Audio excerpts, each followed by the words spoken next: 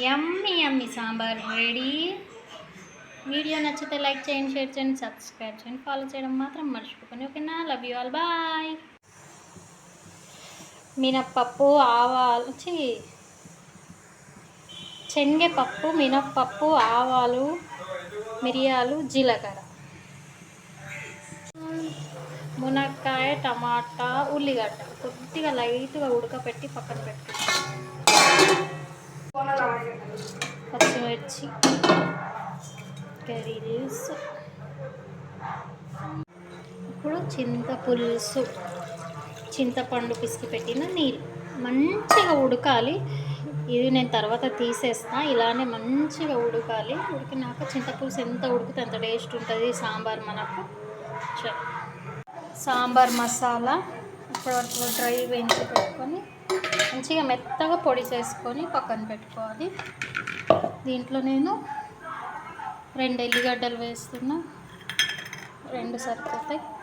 ఇక్కడ పప్పు ఉడకపెట్టుకున్నా నేను. మినిమం 200 గ్రామ్ కందిపప్పు అండ్ సాంబార్ మసాలా చేసి పెట్టిన. ఇలా చేసుకోవాలి మిక్సీ.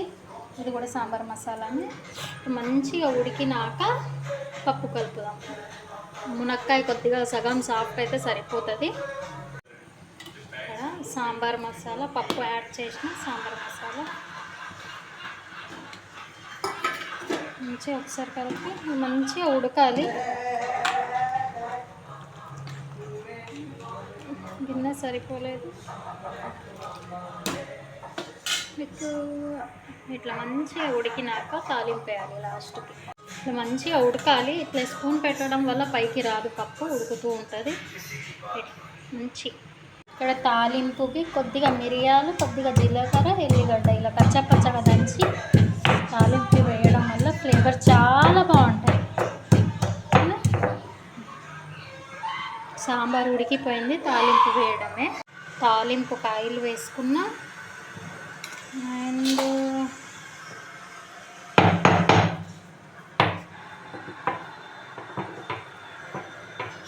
మంచిగా నూనె వేడి అయినాక తాలింపు వేద్దాం.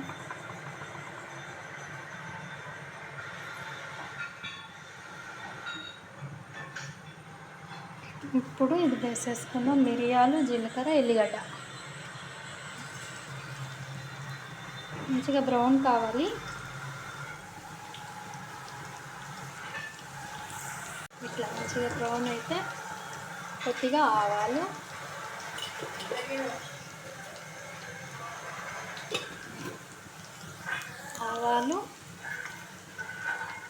అండ్ ఇక్కడ కొద్దిగా చిటికెడు ఇంగువ,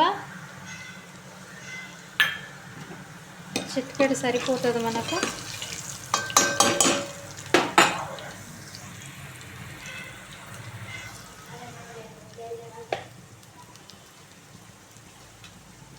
కరివేపాకు, కొద్దిగా కొత్తిమీర. ఇది కూడా మంచిగా బ్రౌన్ కావాలి.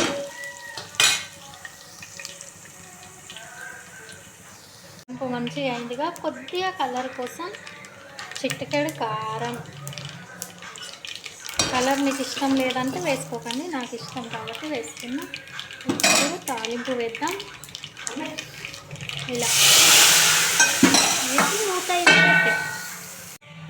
యమ్మీ యమ్మీ సాంబార్ అయితే తాలింపు అయిపోయింది. వీడియో కనుక నచ్చినట్టయితే లైక్ చేయండి, షేర్ చేయండి, సబ్స్క్రైబ్ చేయడం మాత్రం మర్చిపోకండి.